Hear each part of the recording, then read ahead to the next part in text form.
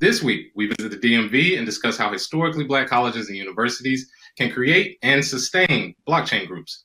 Today, I'm sitting down with two amazing guests, Sinclair Skinner, Howard University alum, founder of Bill Murray, and organizer of the Black Blockchain Summit at Howard, and Judy Schneidman, program director at the FinTech Center at Morgan State University. Thank you both for being here.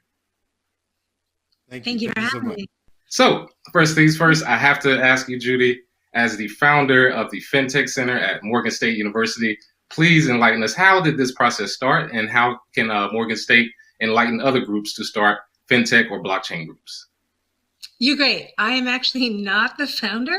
I'm the program coordinator, and Dr. Ali Emdad, who is the associate dean of the business school at Morgan State, is the founder, and Sanjay Bapna is our associate director. He is also the chair of the information science and security systems at Morgan. How can we, we sort of got together because there was really an interest on the part of the students. They really knew about, some of them knew about cryptocurrencies, wanted to learn more about it. So back in February of 2019, the center officially established, and we got a multi-year grant from Ripple to sort of set things up. And I can tell you all about the programs we're doing, but keep going. Oh, yeah, we'd love to hear more about the programs. But I'm glad you mentioned students were interested. Tell us more about that. How did students get involved to get it started?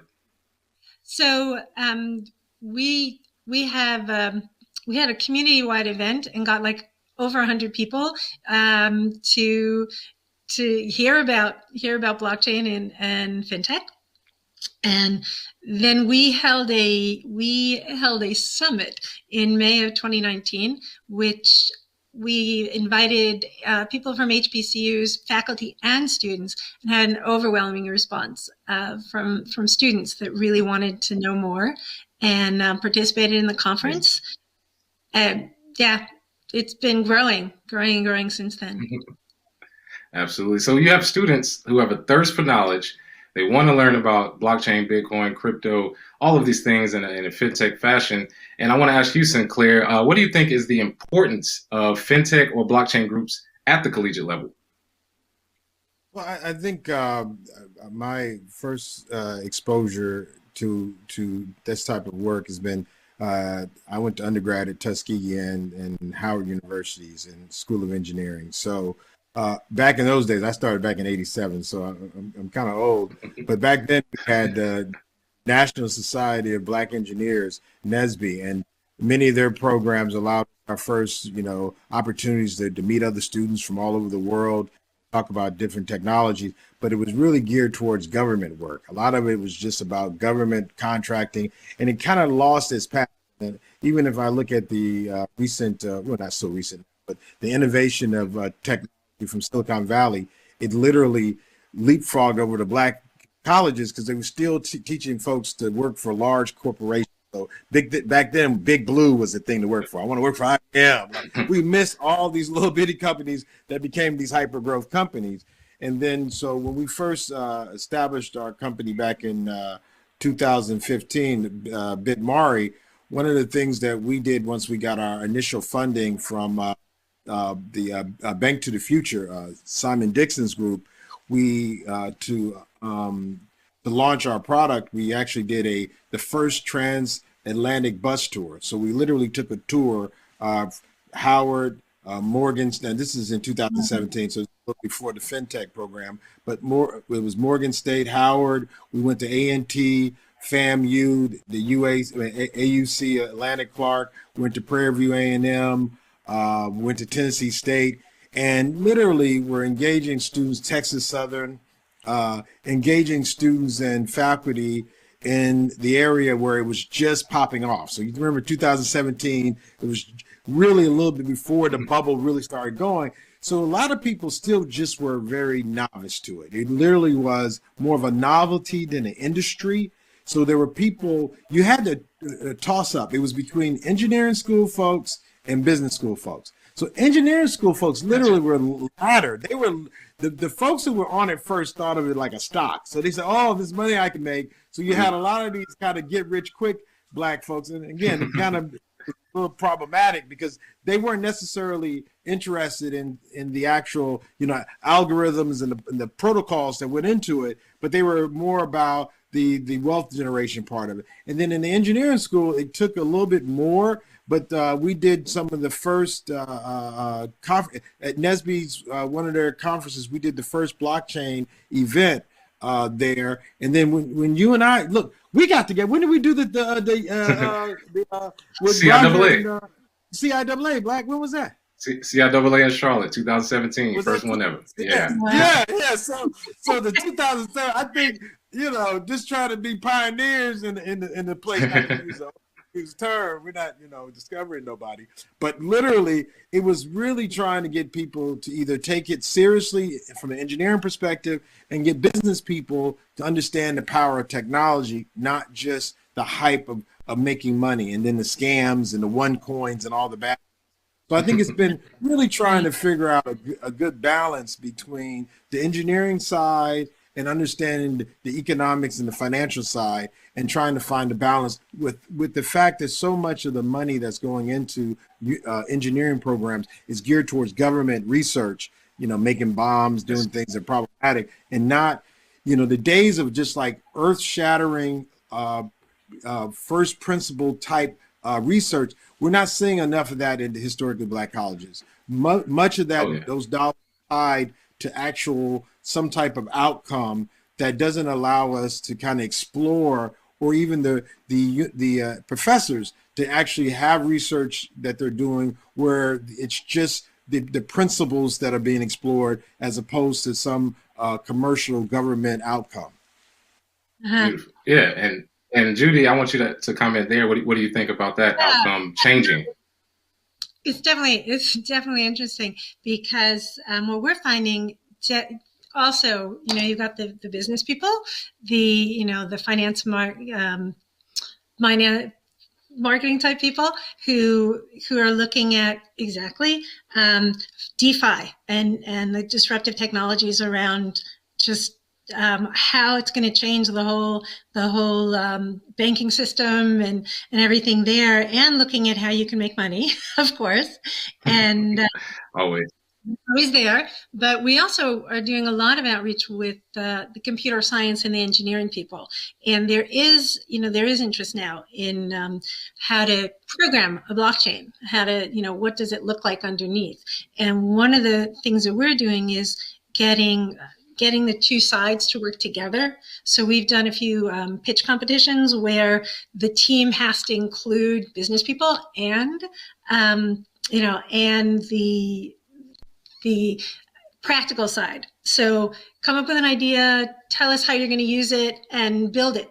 Actually build a prototype, make it happen. One of the things we are working on is a supply chain use case in the Virgin Islands, because the University of the Virgin Islands is an HBCU, and which I just love. Like, we want to go have a conference in the Virgin Islands, but here, they've got people from both sides, and they're working together. They're coming up with. They're also working with the Hyperledger project at the Linux Foundation to do the coding, and it's an amazing project because they're really identifying a need within their own community for food, basically for the food supply.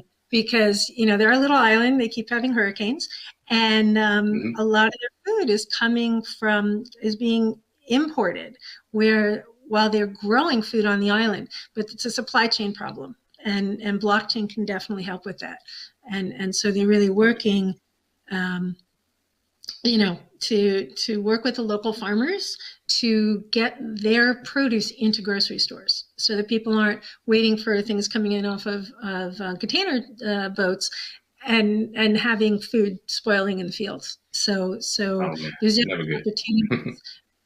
You say the small things, and people are coming up with all kinds of applications. We're also working with some big companies like IBM is there. They're they're moving into type technology also. So, Absolutely. Yeah. And I do want to comment for those college students who are watching, in the blockchain engineering space, on average, they make about 30% more than the regular tech field because of scarcity. There are not that many blockchain engineers. I've talked to companies. I'm sure you all have as well.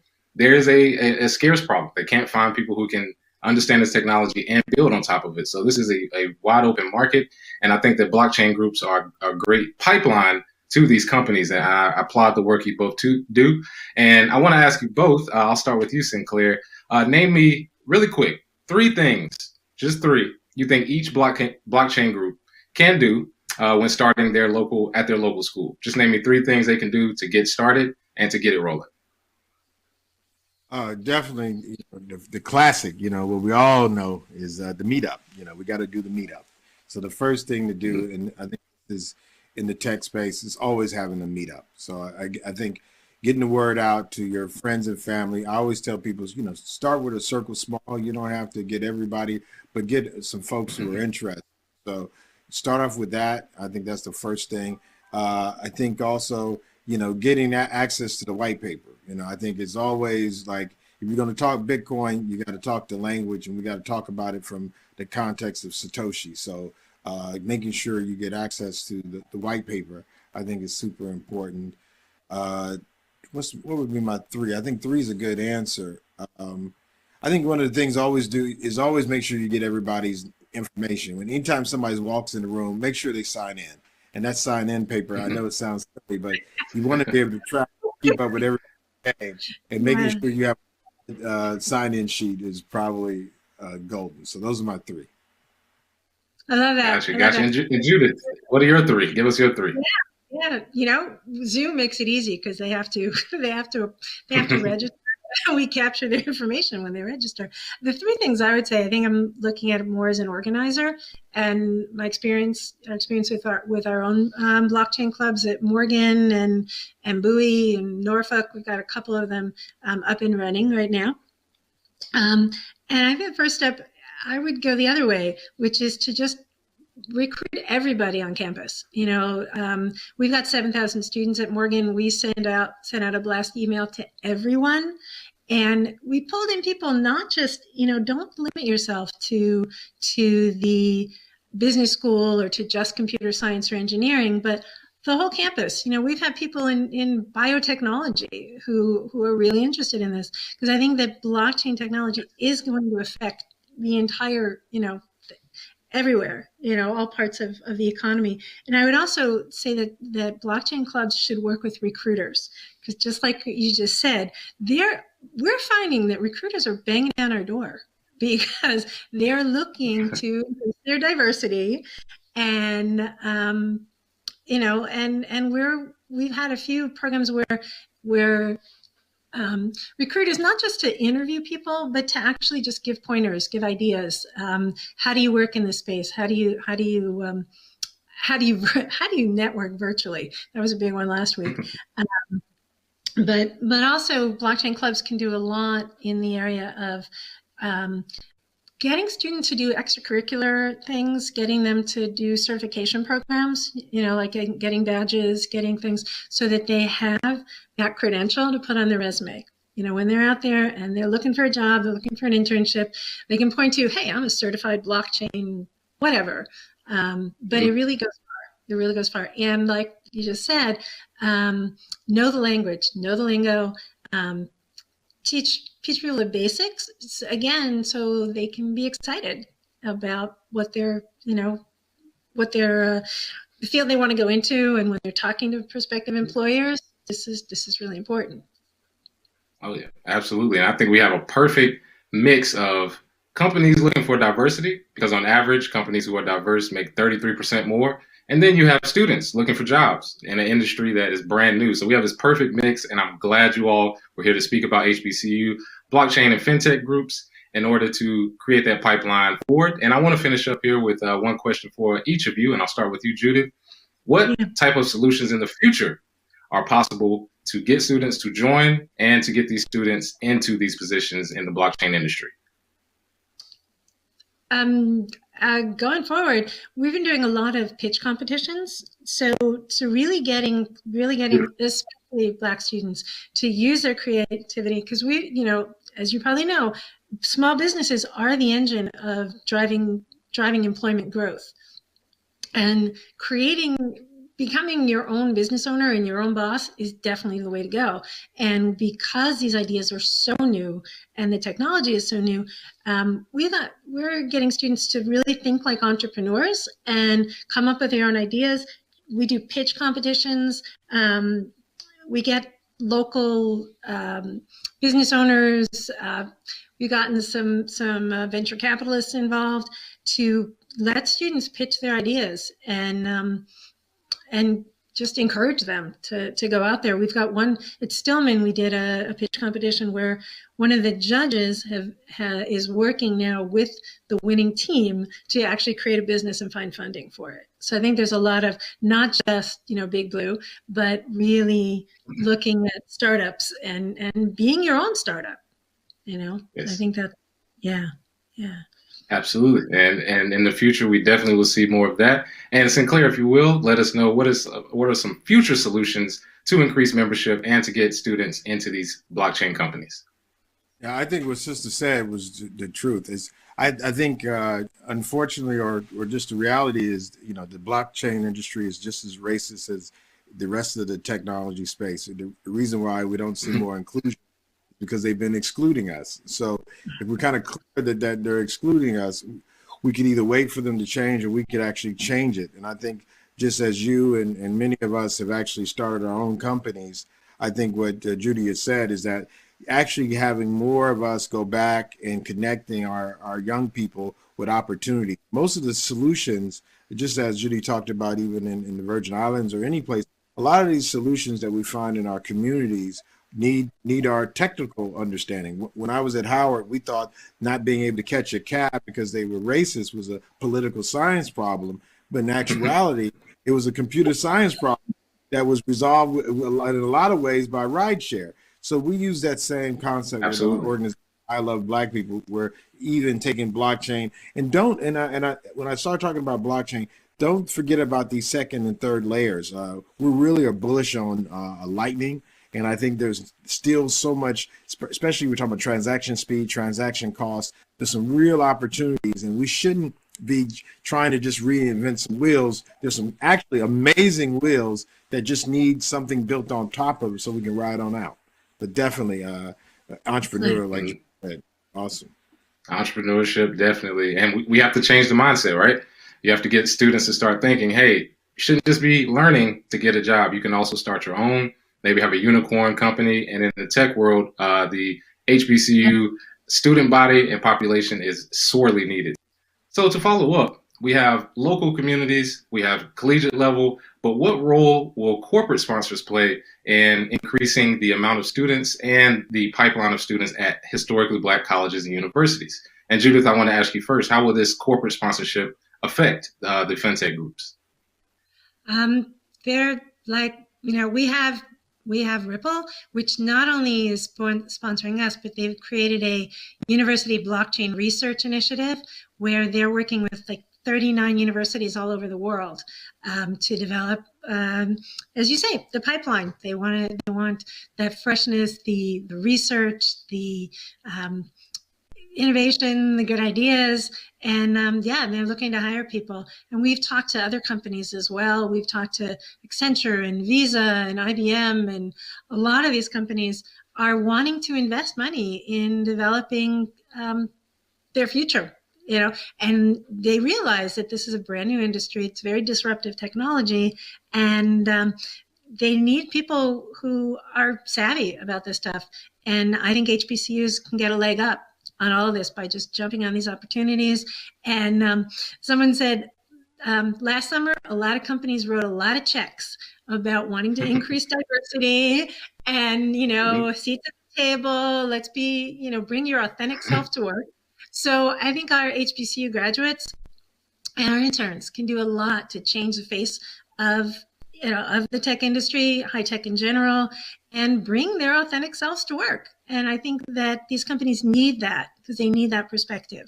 to be able to move forward and make a difference. So Sinclair, what do you think the role of corporate sponsorship will play in historically Black colleges and universities, blockchain groups? I think, like Judy said, it's definitely a part of the puzzle that we need to solve. And I think as it relates to funding, the corporate sponsors will do a lot, especially, if they use it in a way that allows these creative young people to develop ideas that could even be companies that they subcontract to.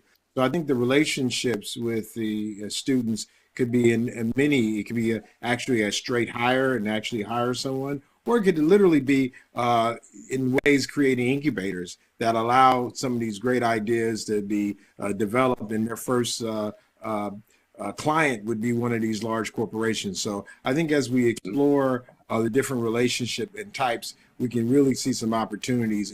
And since this is such an early, there's no 30-year veterans in it. So it really does, like Sister said, gives us a leg up, because literally we're all starting off with like just 2 days in. So definitely awesome. Oh yeah. So if you're a corporate sponsor and you're looking at HBCUs, two things: money, exposure. And that's two great ways to help start these blockchain groups and sustain them long term. Judith, Sinclair, thank you for coming onto the show. I appreciate you for joining me on Community Crypto today. Thank you.